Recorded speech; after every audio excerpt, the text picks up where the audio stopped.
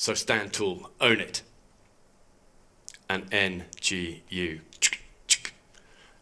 Never give up. Thank you. What has Bear Grylls got to do with today's topic? Well, he's an incredible speaker.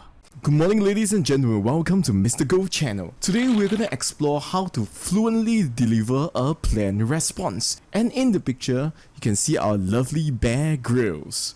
And what has he got? Besides surviving the wild, he is also very passionate about the outdoors, and he's best known for his TV series Man vs. Wild. So to survive, he actually grilled and ate a snake. He grills it with a makeshift bush oven as a finisher. Snake. Wow. Ala Namibia. Let's try it. That's incredible. So, are you ready? Let's go! Welcome back. So, in this assessment objective for paper 4, we have one important part which is part of planned response, which is to be fluent. And in doing so, to engage the audience. If you're fluent, people are more likely to listen to you as compared to someone who is not as fluent. Planned response. Candidates need to plan and deliver a response of up to 2 minutes to a video clip and accompanying prompt presented on a computer screen. Candidates are assessed on their ability to present their ideas and opinions fluently and effectively to engage the audience. The two keywords are fluently and engage. That's right, and this is to address this issue. We are given 15 marks out of 30 marks for planned response, and now the 15 marks, 5 marks are given for delivery, and that is very crucial because every mark counts. Under delivery, we are aiming for band 5. In band 5, delivery has to be fluent with clear pronunciation and intonation varied to a good effect, which is to engage the audience. And this is actually spoken by Hudson, Lane and Pullen. They actually say that reading fluency is actually made up of 3 key elements: accurate reading of a connected text, which is your planned response, and a conversational rate, which is not too fast and not too slow, with appropriate prosody or expression, which is how you actually express yourself with certain emphasis or expression. Before we do that, I would really appreciate it if you can give me a thumbs up, subscribe, and press the notification button. Thank you so much. Now, we're moving on to the 6 key traits of fluency.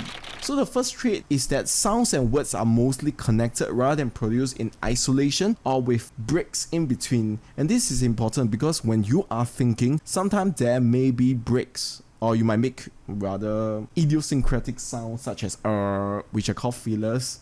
Obviously, we do not want them, so they have to be connected. The second trait: ideas are conveyed without excessive hesitation. So some sort of hesitation are acceptable, ideally none, but there shouldn't be excessive hesitation. And when that do, it's usually to look for ideas instead of finding words. So if you're at the loss of words rather than ideas itself, that is something that you should perhaps adjust so that we can find ideas and convey them seamlessly. So pauses are frequently filled with fillers, which are considered as hesitation and occur between sentences or clauses rather than halfway through them. So they should be between sentences at the end of a sentence and before the next sentence actually start.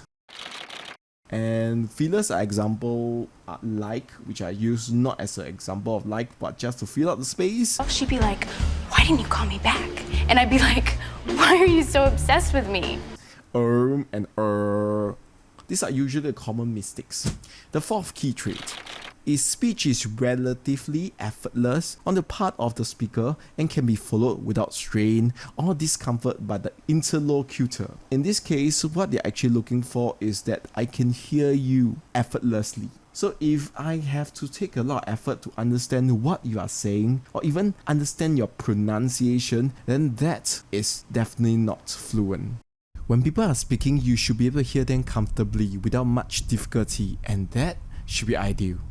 The fifth key trait, it contains frequent use of formulaic language or ready-made chunks that are accessed promptly. So we have certain way of expression that are commonly accepted, and if we use all these expression, they really becomes part of our everyday speech. If you are not sure what are they, you can actually listen to how people express themselves. For example, I would like you to do something as compared to I want you to do something. They have different meaning as well as level of politeness in the utterances. The sixth key trait. Slips, hesitation, and reformulation, which is how you want to reformulate or rephrase how you speak, does not affect coherence. Coherence means all your ideas follow the same main idea or theme or sequence, so they do not create contradiction. So what you are expressing or the ideas you're expressing are overall very clear, which is what you want. So that will create fluency. How did... That's right. So what is not fluency? We are not looking at a high proficiency level. We are looking at an ability to convey fluently, not a very high proficiency level. Ideally that would be nice, but we are not looking at that. So accuracy or reduced error density. So we are not looking at perfect language. What actually we are looking for is a reduced number of errors, and we can slowly work towards there. Next, we're not looking for native-like pronunciation. We do not need you to pronounce like a British. So in this case, what you actually need to do is to be clear and easy to understand. And that's it. And speaking without hesitation, false start, reformulation, or redundancy, all these are actually part and parcel of natural language. We just need to keep it to a minimum rather than speaking perfectly, which is really not that ideal nor possible. Suggestion: you learn readily accessible lexical chunks or phrases. And practice becoming more confident with your sounds, features of connected speech, word stress, and sentence stress, where you focus on certain stress, certain words which are the important words, and certain sentence stress which focus on certain parts of the sentence which are more important. So for example, start using I've been to, which is a formulaic expression to refer to places that you have visited without learning about the present perfect tense. And that is acceptable in a spoken conversation or a planned response. And learn when to pause at the end of a clause or various punctuation. So when you pause, you are not to fill up the empty space with fillers such as Instead, you pause and continue after that at the end of a clause. So the pause will be at the end of a clause. To be fluent, you need to master word stress and sentence stress. So what is word stress? So word stress is the emphasis we place on the specific syllable of a word when pronouncing it. So such as becoming louder, you can pronounce longer, or you press higher pitch and press lower pitch. That's right. And you have the difference between word stress, where it's almost unchanging. When we are focusing on sentence stress, the stress frequently changes position according to the speaker's intention. So in a sentence, for example, I am John, you can stress on different words. You can focus on I am John. So the focus on I is emphasized on yourself. Or you could emphasize on the name to emphasize that the name is very important. I am John. So John in this case is very important. So that's where the sentence stress actually comes in. There are 3 general patterns that you can follow. For the first one, stress frequently falls on the first syllables of a 2 syllables word. So if there are 2 syllables word, we focus on the first syllable. Such as children often argue with their siblings. So the C, the chew, of, and R, they are very important because they are part of the first syllables of a 2 syllables word. Next, when the 2 syllables noun and verb have the same spelling, we tend to stress nouns in the first syllables and verbs in the second one. The class record, the re is being emphasized here, was inaccurate. So I record, the chord is being emphasized, one more song. I mean, if it's a noun, we emphasize on the first syllables. If it's a verb, usually we emphasize on the second syllable. Thirdly, the main stress is often placed on the first word in a hyphenated or compound noun.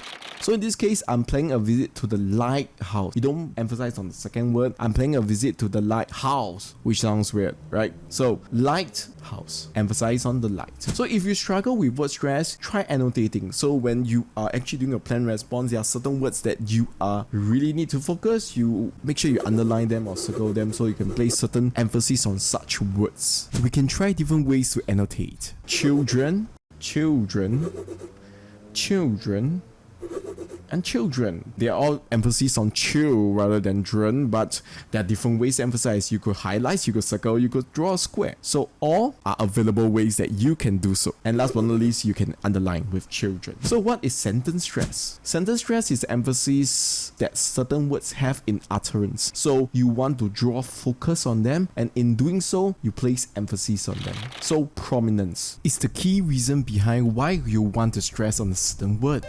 So focus on content words rather than function words. Content words give you meaning. Function words act as words to make the sentence grammatical, but they don't really have that much of a meaning. So for example, I'll go to the cinema next Saturday. So when you want to emphasize on certain stress, we will focus on the meaning of go, which is a verb, scene, which is cinema, which is basically the noun, and Saturday, which is a day. So all these are content words. I'll go to the cinema next Saturday. The focus is on the author. Me, not Wan Yi. I'll go to the cinema next Saturday. In this case, we're not going to a park, we're going to the cinema.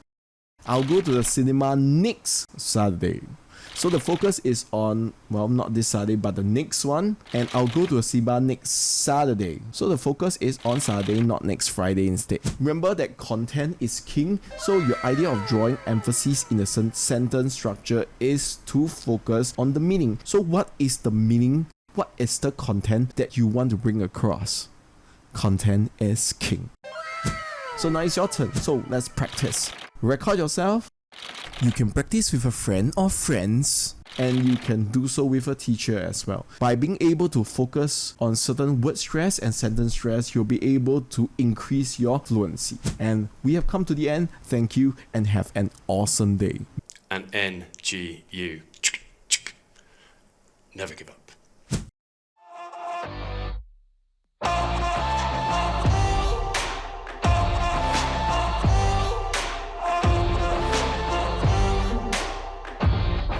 I was always inclined to make history, but I never really had the time. Spent my life living dangerously.